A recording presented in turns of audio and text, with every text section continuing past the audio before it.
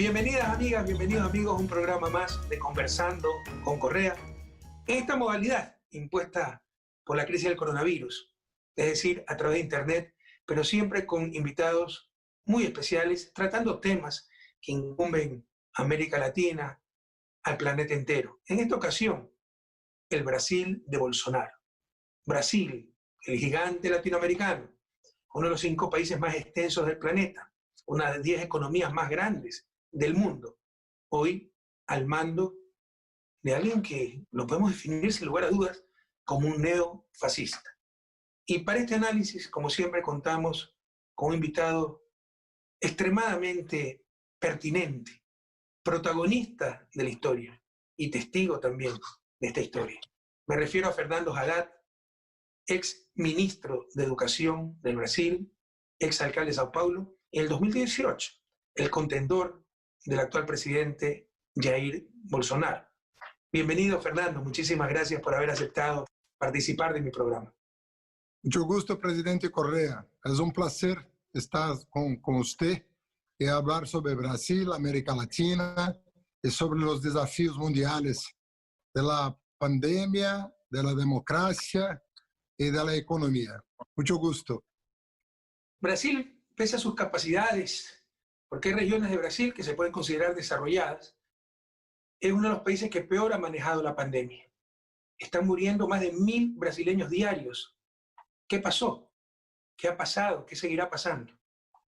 Como usted sabe, tenemos en la presidencia de la República Brasileña un hombre que nunca ha olvidado la dictadura militar, siempre ha propagandeado la dictadura militar, no tiene un diálogo con las fuerzas progresistas del país, no tiene un diálogo con los científicos del país, los profesores, tiene una aversión a la ciencia, tiene un problema con las evidencias empíricas y empezó la crisis negando la pandemia, negando la gravedad de la pandemia.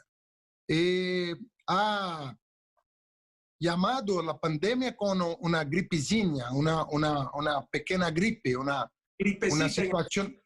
Sí, claro. Y todo lo trabajo que hicieron los gobernadores y alcaldes de Brasil, Bolsonaro sabotó porque era contra el aislamiento de las personas, aislamiento social de las personas, y quería que la economía no sufriese absolutamente ningún efecto. Pero la situación es la opuesta, porque los efectos son peores. Cuando no se combate la pandemia, los efectos económicos son mucho peores. Estamos, por tanto, en una situación que es la más grave del continente y del mundo, porque estamos en una situación en que la curva de afectados por la pandemia y de muertes está escalando y el aislamiento social está decreciendo. Tenemos una situación muy problemática, porque tenemos la población no soporta más un aislamiento porque está siendo muy mal feito, mal hecho, y están exponiendo sus propias vidas al riesgo de la pandemia. Es una situación muy complicada en Brasil ahora.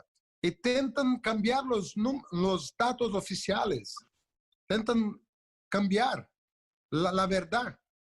Están en confronto con la Organización Mundial de la Salud para cambiar los datos, para no exponer los datos, y quieren que la responsabilidad por la pandemia no sea del gobierno federal, nacional.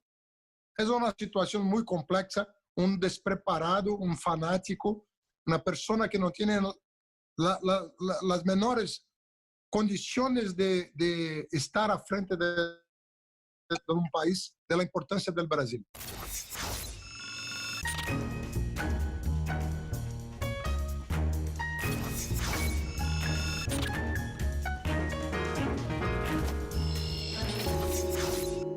Dos preguntas, Fernando, alrededor de tu respuesta reciente. Primero, sí, mucho tiene que ver el personaje. Dijo que la más grave pandemia del último siglo era una gripeciña, una gripecita. Él mismo irrespetó y dio el mal ejemplo para romper el aislamiento social, los cuidados que había que tener. Pero ¿hasta dónde va también el modelo adoptado por este gobierno en lo económico, en lo social, en lo político? Porque no es coincidencia que los países que peor han manejado la crisis, Brasil, Ecuador, Chile, son países del Grupo de Lima, ¿no? Practicantes que impusieron el neoliberalismo en sus países, debilitaron a los estados. Puesto también está Estados Unidos, que es el país en los actuales momentos con la mayor cantidad de muertos del mundo, la pandemia. Otro país que supuestamente es ultraliberal. Entonces, tiene algo que ver el fracaso en enfrentar este terrible problema, este terrible peligro, con el modelo económico, social y político que se impuso en Brasil. Sí, tenemos una situación muy compleja en Brasil porque Bolsonaro ha adoptado un modelo económico ultra neoliberal en la continuidad del gobierno Temer, que ha dado el golpe en Dilma Rousseff. Entonces, Temer fue el vicepresidente de Dilma y cuando ascendió al poder, cambió completamente la política económica y abrazó el neoliberalismo. Bolsonaro ha hecho una combinación muy perversa. Un gobierno autoritario, un gobierno protofascista, que ha hecho una coalición con el mercado financiero. Tenemos una situación absurda, que una combinación de autoritarismo, agresión a las instituciones, a las libertades, a la libertad de organización, de expresión, combinada con una política de Chicago, una política ultra neoliberal. Mucho más neoliberal que Trump, porque Trump tiene una dimensión de protección del trabajador americano contra la competencia de otras naciones. Pero Brasil no, un cambio total al ultra neoliberalismo. Tenemos una situación de desempleo medonho, una situación explosiva de desempleo, y no hay perspectiva de retomada de desarrollo económico con justicia social. Y un autoritarismo completo contra la prensa, contra los sindicatos, contra los trabajadores, incluso contra las universidades públicas ahora. Una tensión del gobierno muy grande contra las universidades públicas, porque miran las universidades porque saben que las universidades tienen una potencia crítica muy grande, porque Lula ha duplicado las universidades en Brasil. Las universidades públicas tienen un tamaño mucho mejor después de Lula. Y saben que es un foco de resistencia antifascista muy grande en Brasil.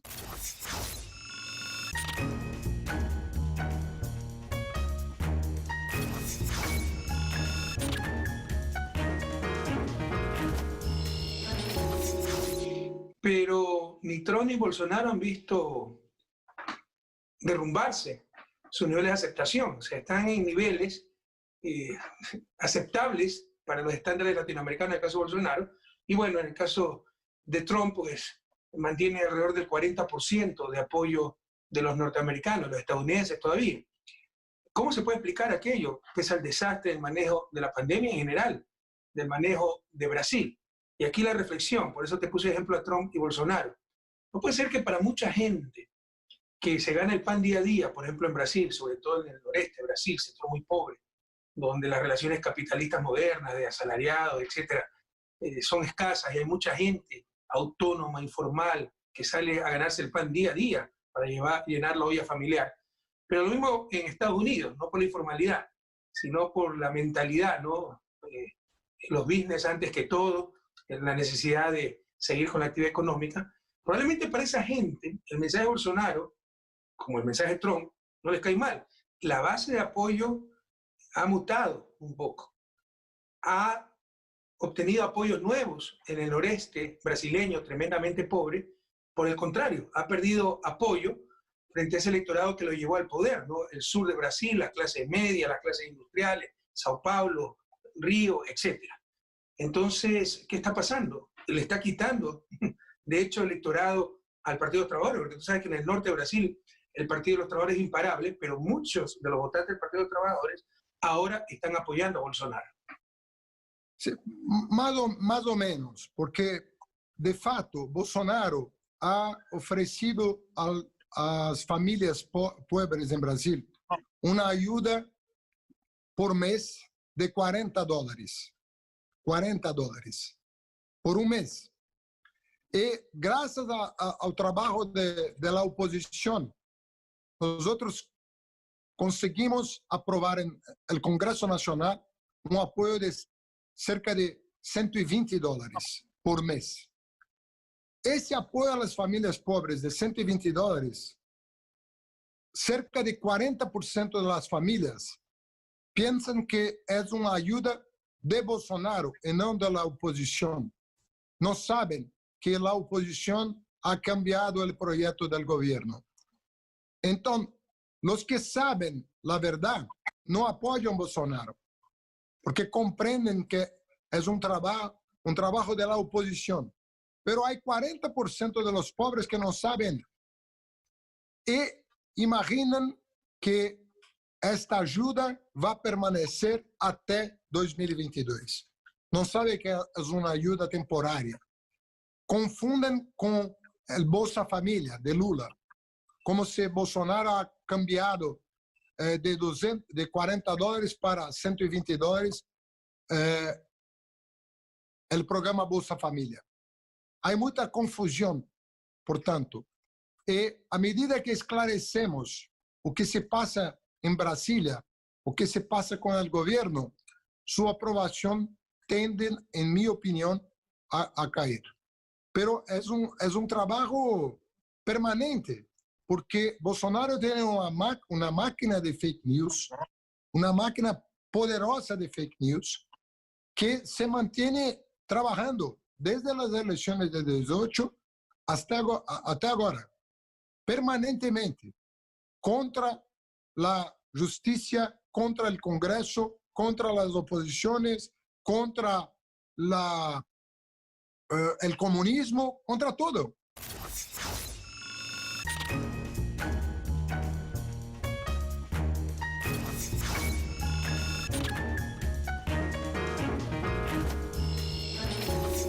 El PT en Brasil, 14 años gobernó. Los inmensos avances son innegables.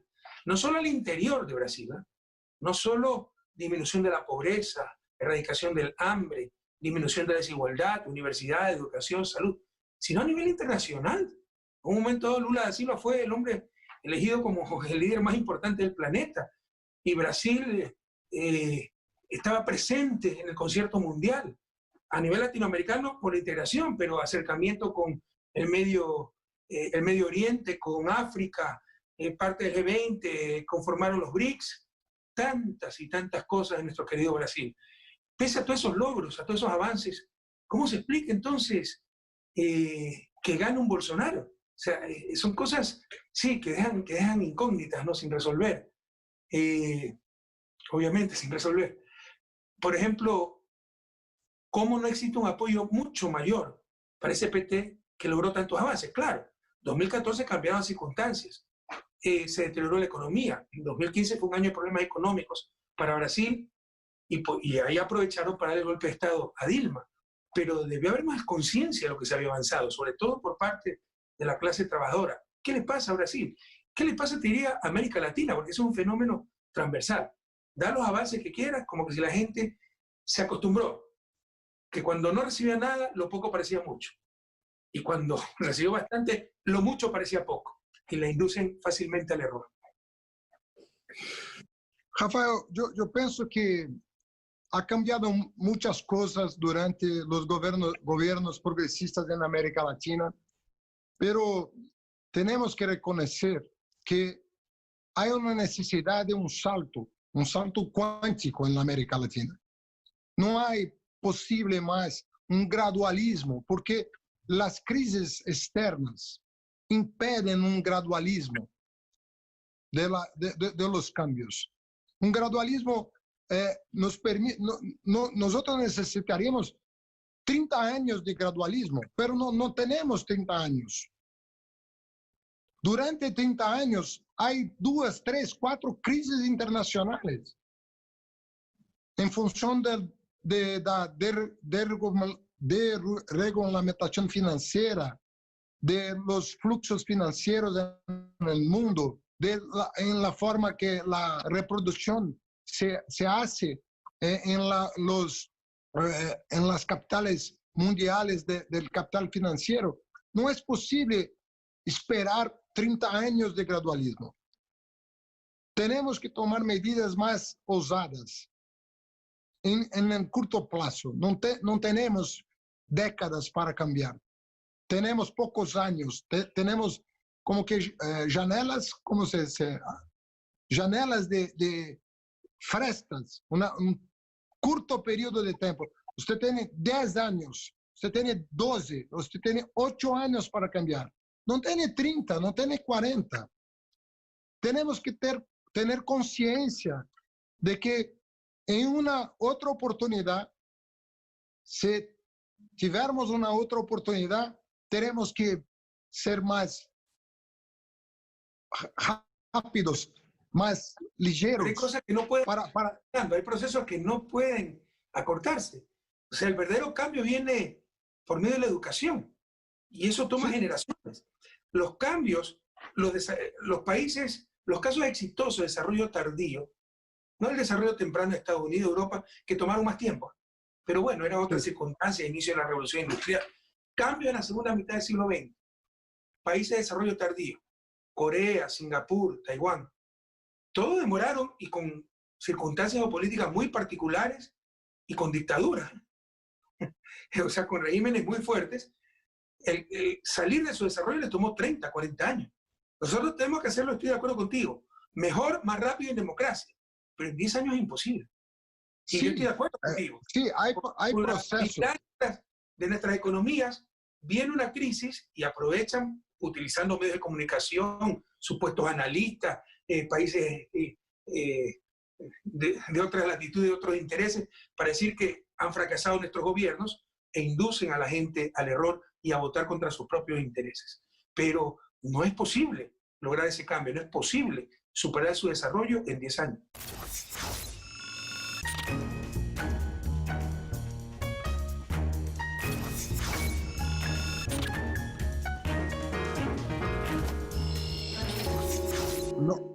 Pero no tenemos las condiciones geopolíticas de Corea, no tenemos las condiciones geopolíticas de China. Tenemos que, si volvermos al poder en Latinoamérica, gobiernos progresistas, algo tiene que mudar más rápido. La educación toma tiempo, pero la integración, es posible hacer una integración más radical. Es posible superar la condición de dependencia de los precios de las commodities. Ainda estamos muy dependientes de las commodities. Y los precios de las commodities no están sobre nuestra gobernabilidad. No es una cuestión interna, es una cuestión internacional. Tenemos que ampliar los espacios de independencia, de emancipación. Yo sé que es muy difícil. Nosotros trabajamos mucho. Yo en el gobierno Lula, usted como presidente de Ecuador, Evo ha hecho una revolución en Bolivia y así por diante, pero tenemos que, sobre todo en Brasil, hacer un trabajo pedagógico de conciencia política acerca de las necesidades políticas de apoyo.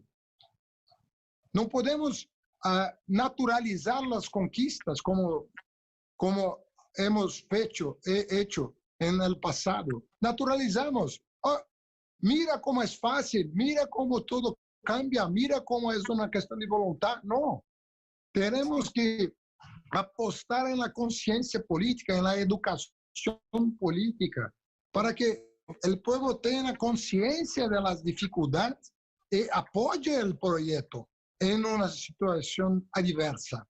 No tenemos apoyo en una situación adversa, ¿por qué? Porque no cambió las mentalidades acerca de un proyecto que depende de tiempo, pero de decisiones fuertes en el corto plazo. Hay que haber una dialéctica temporal sobre qué se pasa en corto plazo y el proyecto de largo plazo.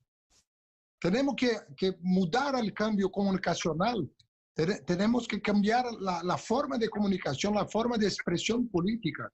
En Brasil es una necesidad imperiosa. El pueblo brasileño, una parte grande, no tiene la conciencia política de lo que se pasó en Brasil durante el gobierno Lula. Y es fácilmente manipulable la voluntad popular por eso. En Argentina es diferente, es un otro proceso. Mesmo en Uruguay es un otro proceso. La Frente Amplia ha hecho una política de valorización de la comunicación política que da sustentación a un proyecto de más largo plazo. Pero no podemos perder la oportunidad de tomar medidas de corto plazo que sean simbólicas y signifiquen un cambio pedagógico en la mentalidad, donde nosotros queremos llegar, donde nosotros queremos, cuál es el proyecto de largo plazo. Tornar la vida de la derecha más difícil. Comprendo tu angustia, Fernando, porque un político honesto no busca ganar la próxima elección, busca ganar las próximas generaciones para Sí. el progreso, para la justicia, para la dignidad. Es decir, busca sacar a su país, en nuestro caso, el subdesarrollo, acabar con la pobreza. Lastimosamente, si te ratifico, eso es imposible en 10 años, en el corto plazo. Cambiar la estructura productiva, tú lo has dicho. Bueno, eso va de la mano de generar talento humano. Y hay mucho talento humano en Brasil. Hay talento humano en Ecuador, en Latinoamérica, pero todavía no hay esa masa crítica de talento humano que incluye cambios culturales profundos, como aprender a organizarnos, aprender el respeto a la ley, aprender a amar a toda costa la verdad.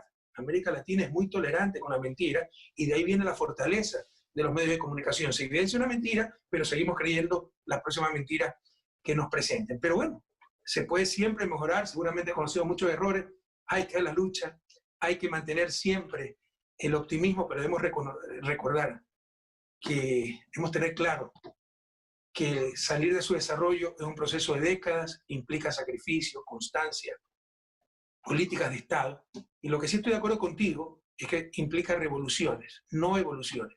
El gradualismo, no nos podemos dar el lujo de eso. Y no se lo dieron ni Corea, ni Singapur, ni Taiwán. Y peor con la espontaneidad del mercado.